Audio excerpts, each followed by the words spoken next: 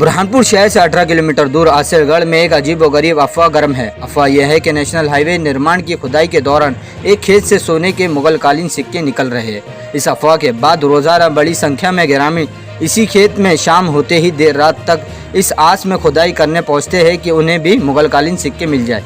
इसी अफवाह के बाद खेत मालिक काफ़ी परेशान है। गाँव में चर्चा है सबसे पहले खेत मालिक को सिक्के मिले हैं, साथ ही कई गांव के कई लोगों को सिक्के मिले हैं जिन्हें लोगों ने स्थानीय सराफा बाजार में बेच दिया है। पुरातत्वविदों के अनुसार पास में ही एक ऐतिहासिक आसिरगढ़ का किला है। मुगल बादशाह के डर से उस समय के अमीर लोगों ने आसिरगढ़ में पनाह ली थी और अपना जमा खजाना आसिरगढ़ में गाड़ दिया था।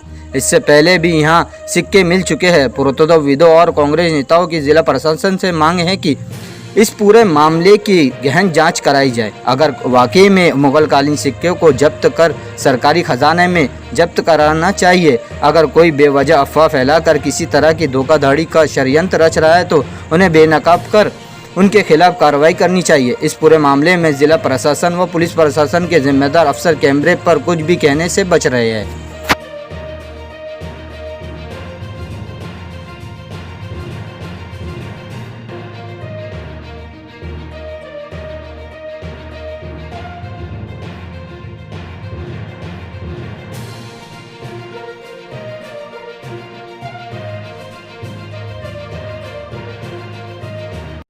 अफवाह बोले या हकीकत बोले कि किसी खेत में खुदाई में मुगलकालीन सिक्के निकल रहे, लोग जा भी रहे दिन रात, तो क्या मतलब आपका इस बारे में क्या कहना, क्या आसिरगढ़ चूंकि मुगलकालीन उसका इतिहास रहा है और वहाँ पर पहले भी इस प्रकार की कई घटनाएं घट चुकी है और कई लोगों पर उसमें कार्रवाई भी हुई है और कई आम लोगों को वहाँ पर कुछ षड्यंत्रकारियों ने धोखाधड़ी देकर उनका दुरुपयोग किया है, उनसे पैसे हटने का काम भी किया है और धोखा देने का काम भी बहुत हुआ है।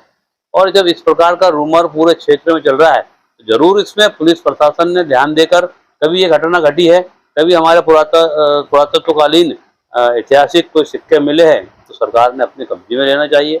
और ऐसा नहीं है तो जो ये षड्यंत्रकारी है, जो इस प्रकार का षड्यंत्र करके आम लोगों को धोखा देने का काम कर रहा है, तो उन पर भी कार्रवाई करके इस प्रकार की रूमर को बंद करना चाहिए। एक ऐसी अफवाह चल रही है कि उसके बाद में एक खेत है, वहाँ पर खुदाई में सोने के सिक्के निकल रहे हैं और अब लोग रात दिन वहाँ जाके खुदाई करें, तो हम ये जानें क्या ऐसा पॉसिबल और क्यों? देखिए, पॉसिबिलिटी के बारे में अगर बात करें तो इसमें कोई दो राय नहीं है कि आसिरगढ़ एक प्राचीन बस्ती रह चुकी है।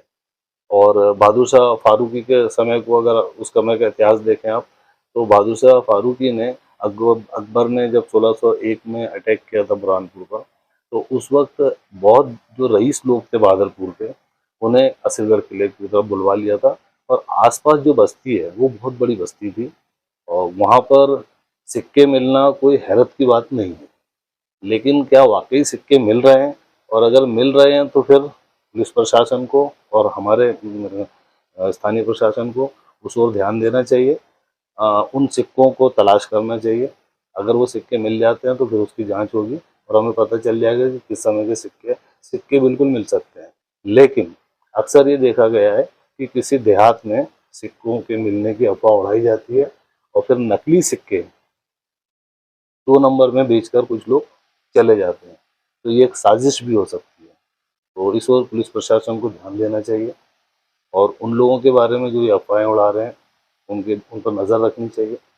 अगर सिक्के मिलते हैं तो फिर सिक्कों की जांच भी होनी चाहिए। तो आपका नाम? मेरा नाम कमरुद्दीन फलक।